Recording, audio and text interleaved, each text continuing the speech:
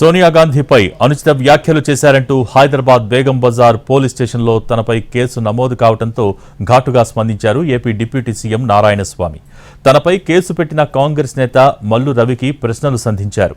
YSR helicopter ప్రమాదంపై ప్రజలందరికీ ఎన్నో సందేహాలు ఉన్నాయని, అలాంటప్పుడు వాళ్ళందరిపైనా కేసులు పెట్టగలరా అని ప్రశ్నించారు.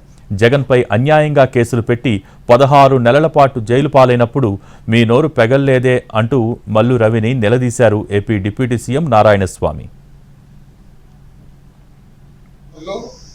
ఒక పోలీస్ స్టేషన్లో కేసు పెట్టినాడని తెలిసింది.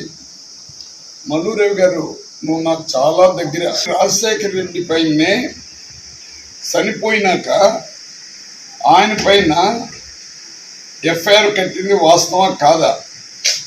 ఇదే సోనియా గాంధీ, ఇదే చంద్రబాబు నాయుడు, ఇదే రాజశేఖర రెడ్డిని కలిసి ఆయన హెలికాప్టర్లో చంపడం ప్రజలకి అందరికీ ఉమ్మడి రాష్ట్రంలో ప్రతి ఒక్కరికి ఆ సందేహం ఉంది. ఆ సందేహాన్ని తీర్చే శక్తి కూడా నీకు కానీ, సోనియా గాంధీకి కానీ, చంద్రబాబు కానీ లేదు.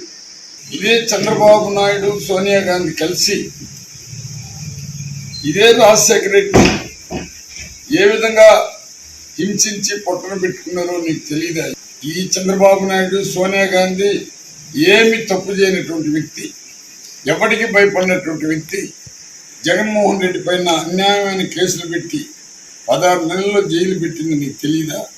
అప్పుడు నీ నోరు ఎక్కడికి పోయింది? సోనియా గాంధీ, చంద్రబాబు నాయుడు కలిసి రాజశేఖర రెడ్డిని చంపినాడని ప్రజలకంతా తెలిసినప్పుడు నువ్వు ప్రజలపైన అందరిపైన